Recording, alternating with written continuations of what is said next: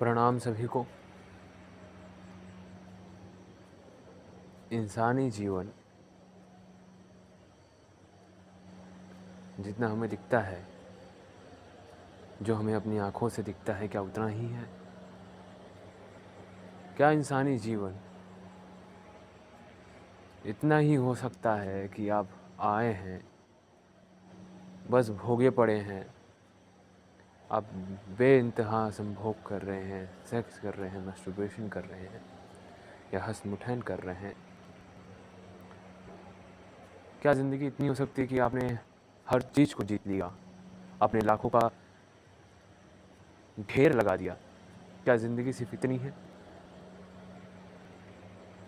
इंसानी जीवन को अगर हम उठा के देखें तो बड़ा ही अद्भुत चीज़ हमें सामने आता है,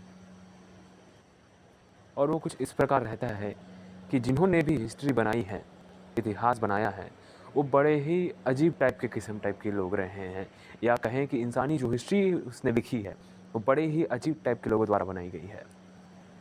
हमारे पास है चंगेज़ खान, जिन्होंने लाखों को काटा। हिटलर है हमारे पास। आज हिस्ट्री के पन्नों में हमें उन्हीं का जिक्र मिलता है। और भी हुए हैं, जैसे कि संत कबीर हुए, नानक हुए, ओशो हुए। लेकिन हमें जब भी हम हिस्ट्री देखें तब हमें ज़्यादातर हमें यही मिलता है कि कत्ले-आम जो हुई हैं उनको दर्ज किया गया है, उनके बेसिस पे हमारी हिस्ट्री क्रिएट हुई है। अगर कोई भी इंसान बड़ी ही ध्यान से खुद की ज़िंदगी को नोटिस करे तो उसको कहीं ना कहीं दूसरे की ज़िंदगी भी आसान शब्दों में बहुत ही अच्छे और आसान तरीके से समझ आ जाएगी। वो क्या ही पा सकता है अपनी ज़िंदगी में? वो वही पाएगा कि उसके ज़िंदगी में उससे रिलेटेड जो दुख आए हैं, सुख आए हैं या आनंद आए हैं, उनको ही दर्ज करके रखता है वो। और यही उसके लिए उसकी ज़िंदगी बनती है, उसके दुख, उसके सुख और उसके आनंद।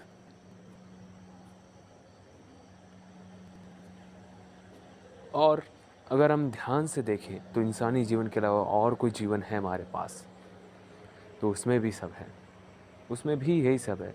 वो भी खा रहे हैं, पी रहे हैं और बस बेइंतहा भोग रहे हैं और मर रहे हैं अपने दुखों के कारण।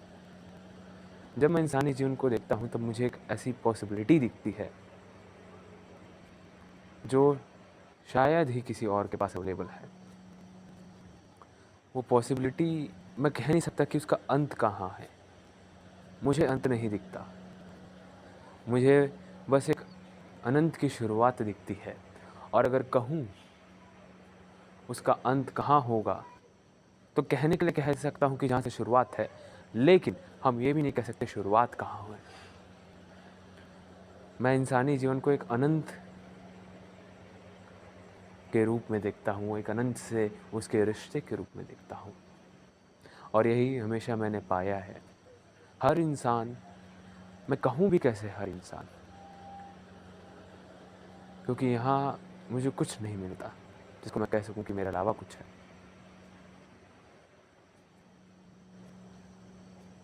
लेकिन हमें दिखता है कि यहाँ पर कोई हमारे अलावा भी है, लेकिन हमारे अलावा कुछ नहीं है।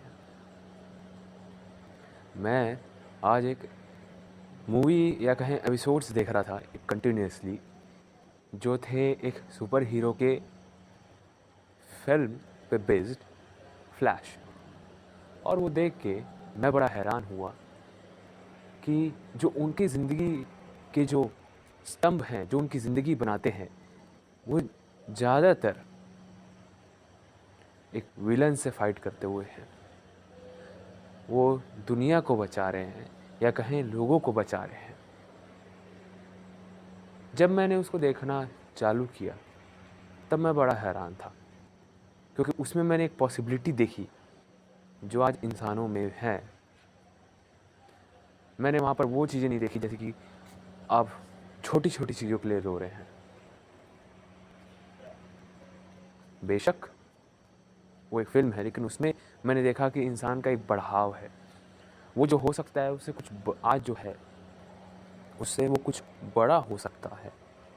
उसकी एक छवि मैंने उसमें देखी। और आज ही मैं उस चीज़ पे बात करना चाहता हूँ कि क्या हो सकती है संभावनाएं, किस फूल का शुरुआत है, या कहें किस फूल की खिलावट का रास्ता है। एक इंसान खिलावट नहीं है, लेकिन वह खिलावट में भागीदार है। जैसे एक फूल होता है, फूल में उसका एक स्टेम होता है, उसका एक डंडी रहता है कहना चाहिए, और इंसान का जीवन वही है, एक सीधी डंडी टाइप। उसकी खिलावट होना ज़रूरी है और वो होता है। नियम यहाँ पर जो हैं वो कुछ ऐसे ही हैं।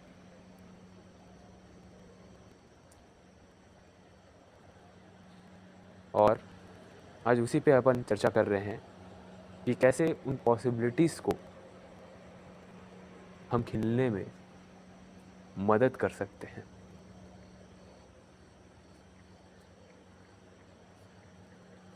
मनुष्य जो है वो वासनाओं के अलावा और कुछ नहीं है। उसकी जीवन में बहुत भावना है, बहुत ही चीज़ें हैं गड़बड़ाई हुई, और इसी कारण वो मनुष्य है। अगर मैं किसी से पूछता हूँ या कोई मुझसे पूछता है कि मनुष्य किन चीज़ों से बना है, तो मैं ये कहना ज़्यादा प्रेफर नहीं करता कि वो कुछ पदार्थों से बना है, कुछ एटम से बना है। मैं यहाँ पर यही कहता हूँ कि जो इंसान है वो वासनाओं का बंडल है। बस वासनाओं का कहीं ना कहीं वो बंडल है। उसके अंदर क्या कुछ होने का इतना अंदर से इतना वो है उसके अंदर भरा कि मैं कुछ हो जाऊं। आज कोई बच्चा स्कूल में है, उसके अंदर एक है चाहत है, वासनाएं हैं कि बड़े होके वो कोई अच्छा सा बिजनेसमैन बन जाए। ये अजीब वासना है। ये वासना का पूरा कॉन्सेप्ट ही बड़ा अजीब है कि कल कुछ हो जाऊं। अगर आपको इंसान ही रहना है तो आप ऐसे सपने बोइए। अगर आपको वही लकड़ी बन के रह जाना है, वो स्टेम ही बन के रह जाना है, तो आप ये करिए। लेकिन अगर आपको कुछ और अपने जो है आप में छुपे हुए बीज हैं, जिसके खिलते ही आपके अंदर का सब नष्ट हो जाएगा, जो होने की तलाश है, जो होना चाहते हैं, जिससे कुछ इतना बड़ा और इतना महान निकले कि जो था, जो दिखता था कि था, वो ऐसे गायब हो जाए, वो ऐसे ट्रांसफॉर्म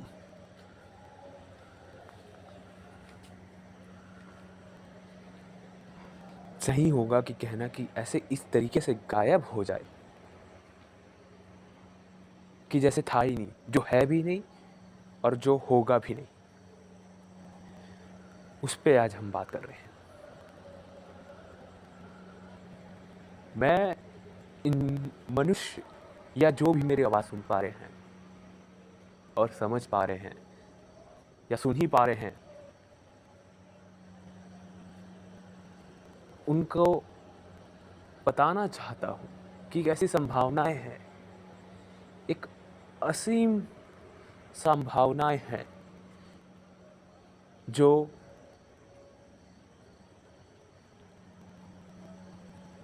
उन्हीं के लिए है।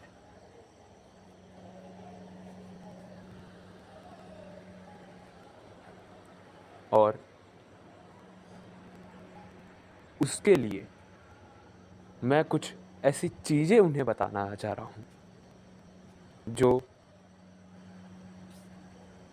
बहुत ही शुभ है।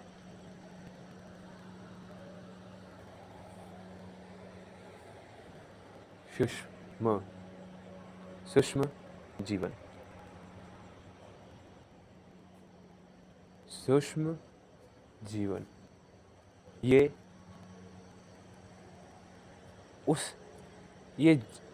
जीने का एक ढंग है, ये जीने का एक तरीका है, कोई मार्ग नहीं है, ये खुद जीना है। इसको साधना नहीं है, ये खुद एक जीवन है। आप जीवन को नहीं साध सकते।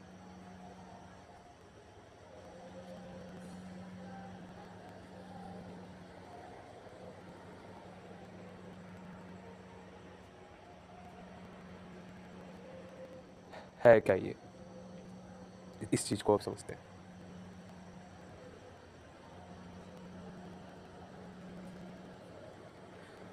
जो ये है,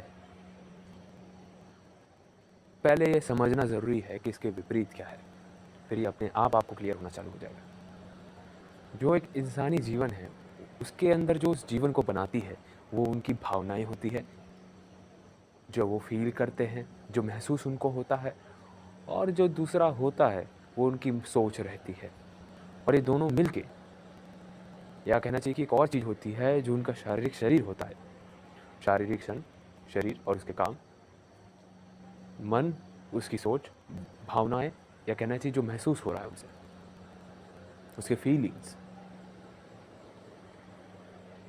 तो अगर हमें मनुष्य जीवन से और कुछ सुगंध जो उससे निकाल सकते हैं हम, अगर वो करना है, तो उसके लिए सूक्ष्म जीवन, सुषमा जीवन, सुगंध जीवन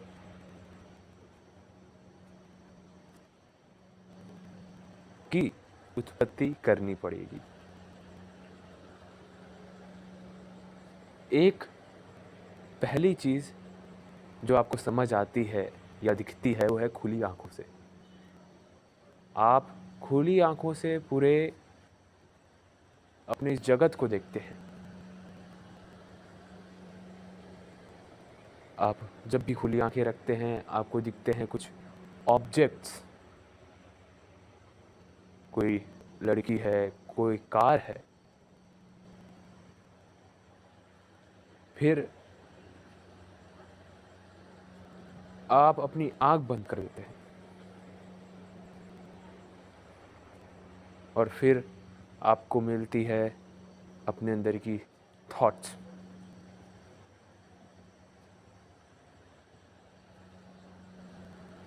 लोग जनरली मानते क्या हैं कि एक बाहरी जगत है और एक आंतरिक जगत है। असल में ये दोनों नहीं है, बस मान्यता है।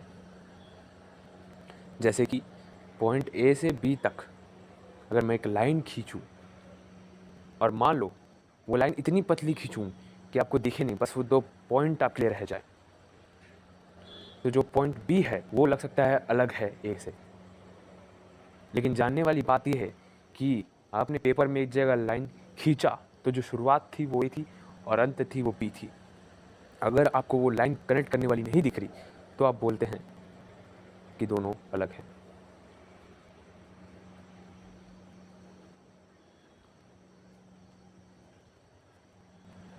ठीक उसी प्रकार जो पॉइंट बी है वो जगत है। पॉइंट बी तक का जो सफ़र है या पॉइंट बी जो है वो उस चीज़ को दर्शाता है जो आप खुली आंखों से देखते हैं। और पॉइंट ए है जो आप बंद आंखों के बाद, जिसको लोग इनर वर्ल्ड कहते हैं, जो है नहीं। तो दोनों के बीच में कोई कनेक्शन ना देख के आप सोचते हैं कि दोनों अलग हैं और आप ये मानना चालू कर देते हैं कि बाहरी नियम कुछ अलग है, आंतरिक नियम कुछ अलग है। और यहाँ पर गलती है। आज तक के जितने भी धर्म हुए उनकी ये गलती है कि जब भी उन्होंने सूक्ष्म चीज़ की बात की, पॉइंट ए तरफ की बात की, तो बहुत ही सूक्ष्म है, सूक्ष्म से सूक्ष्म है। उन्होंने ये वर्ड यूज़ किया इनर वर्ल्ड, और लोगों को लगने लगा कि कुछ और ही अजीब मामला है। उन्होंने बात की कि एक साउंड है इनर वर्ल्ड में, आप एस्ट्रल ट्रैवल करते तो लोगों को लगने लगा कि ये इनर वर्ल्ड है। वो कोई इनर वर्ल्ड नहीं है, वो बस आपके अंदर एक सूक्ष्म सबटल लेवल पे है। और इंसानी जीवन के सुगंध सबटल लेवल से ही आते हैं। आपकी कुछ वासनाएं हैं जो सबटल लेवल पे पॉइंट ए के पास है, लेकिन आपकी देखने की जो आदत वो बाहर है, तो लगता है कि जो दिक्कत अंदर है या जो दुख अंदर है वो कहीं बाहर से है। जैसे कि किसी ने आपको कुछ बोला, तो ध्यान से देखेंगे कि उस बोलने को पहले आपको अंदर आया, और अंदर आने के बाद कुछ हुआ आज जिसको आपने चूक गए, और उसके चलते आपको गुस्सा आया, और फिर बाहरी जगत में आपका एक मुक्का बन के निकला।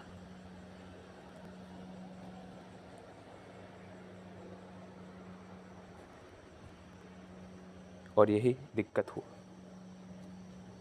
जब भी आप अपने जीवन से कुछ भी ऊंचा निकालना चाहते हैं, तो आपको पहली लहरें जो जीवन में उठ रही है वो शांत करनी पड़ती है, या शांत उसको होने देना पड़ता है। क्योंकि मनुष्य जीवन से अगर ऊपर उठना है तो नीचे की चीज़ों को ठीक करना पड़ेगा। आप टूटे हाल नहीं जा सकते। तो उसके लिए हमेशा से हर धर्म में सुषमा वे ऑफ लिविंग रहा है, जिसको किसी ने सहज कहा है, जिसको किसी ने सम्यक कहा है, और इस बार इसको कहा जा रहा है सुषम या सुषुम्ना। आगे भी ये चेंज होगा, ये गारंटी मैं लेता हूँ। समय है, परिवर्तनशील है, तो चेंज होते ही रहेगा।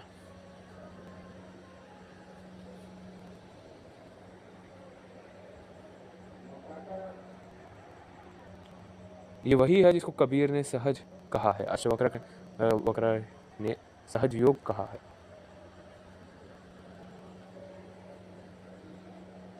एक ऐसा जीवन जो ऊंचाइयों के लिए परफेक्ट है, जो सुषुम्ना वे ऑफ लिविंग है, जीने का तरीका, जीवित्र, सुषुम्ना जीवित्र,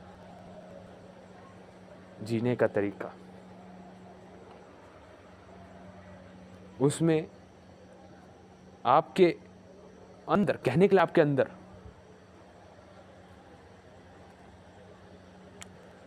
यह कहना चाहिए कि आपका ये जो मन में या जो भावनाओं में जो उतार चढ़ाव हो रहे हैं उसको एक तरीके से शांत कर देना, ताकि आपके काम हो सके। क्योंकि इंसानी जीवन में सबसे बड़ी बाधा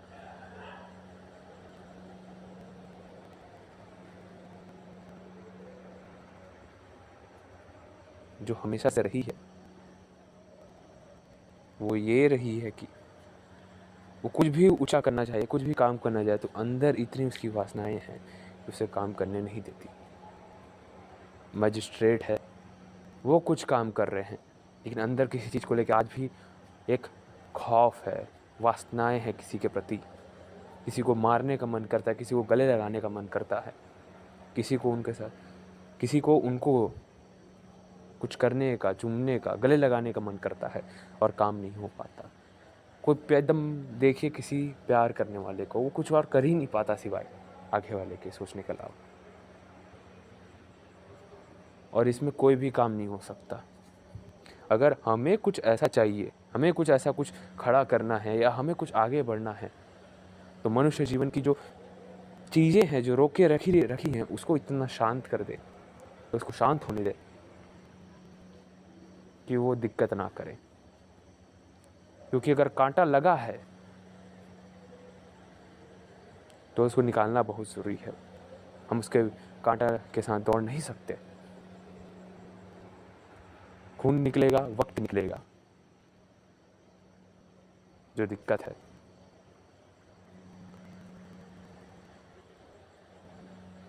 तो उसी के चलते सुषुम्ना जानना जरूरी है कि ये करता क्या है।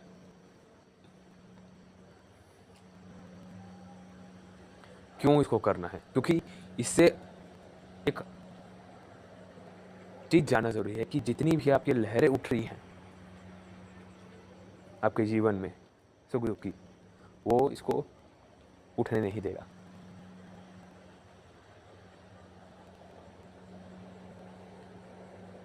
जिससे ना आपको सुख का होगा न दुख का होगा। तब ऐसे मौके पे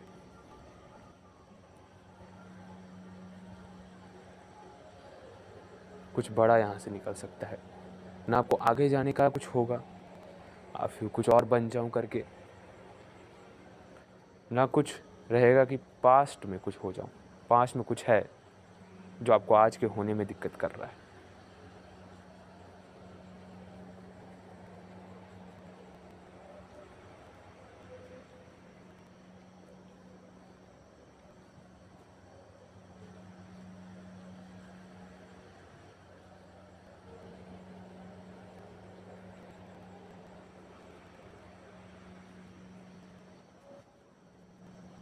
सुषुम्ना यही है,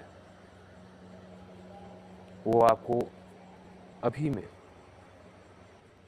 इतना स्थित कर देगा कि दरवाज़ा खुल जाएगा।